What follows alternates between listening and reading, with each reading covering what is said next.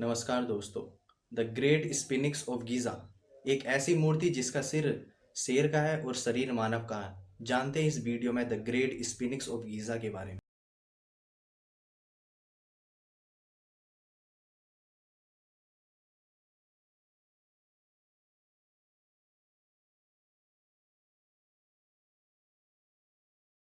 मिस्र के शहर गीज़ा में नील नदी के पश्चिमी तट पर गीज़ा पठार पर स्थित है। यह मिस्र के सबसे पुरानी ज्ञात मूर्ति कलाओं में से एक है। इसका निर्माण 2558 से 2532 बीसी के शासनकाल में फारस खापरे द्वारा कराया गया था। स्फिनिक्स की मूर्ति आकार में पैर से पूंछ तक 240 फीट लंबी है और आधार से 66.31 फीट ऊंची है। इसका जो सिर है वो 62 फीट चौड़ा है। और आपको बता दें कि यह चूना पत्थर से बनी हुई मूर्ति है। जो स्फिनिक्स की मूर्ति के अवशेषों से पता चलता है कि इसे पहले चित्रित किया गया था और इसे पूरा करने के लिए पत्थर के हथौड़े और तांबे की छीनियों का उपयोग किया गया था।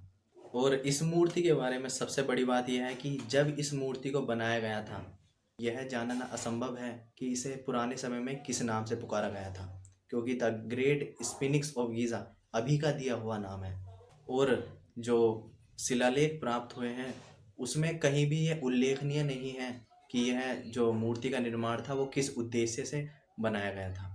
स्फिनिक्स की मूर्ति मंदिरों और राजाओं के जो कब्रें होती थी उनके द्वार पर लगाई जाती थी।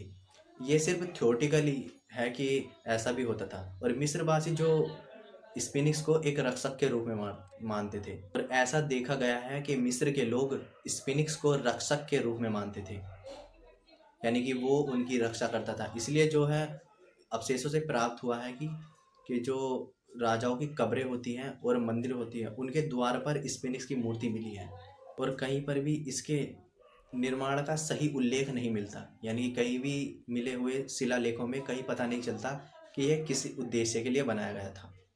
कई फिल्मों में इमेजिनेशन के द्वारा इन मूर्तियों को रंग बिरंगा भी दिखाया गया है, जिनमें से इनका जो स्फिनिक्स का सिर होता है वो लाल कलर का दिखाया गया है और ऊपर की जो पट्टी होती है वो गोल्डन कलर की दिखाई गई है। यानी कि ये सिर्फ थ्योरेटिकली है कि ऐसा भी होता था। इस फोटो में आपने इमेजिन किया होगा कि स्फिनिक्स की जो नाक है वो टूटी हुई है, और ऐसा जो है वो नेपोलियन के समय पर आक्रमणकारियों द्वारा तोड़ी गई थी। ये सिर्फ थ्योरेटिकली कहानियाँ हैं,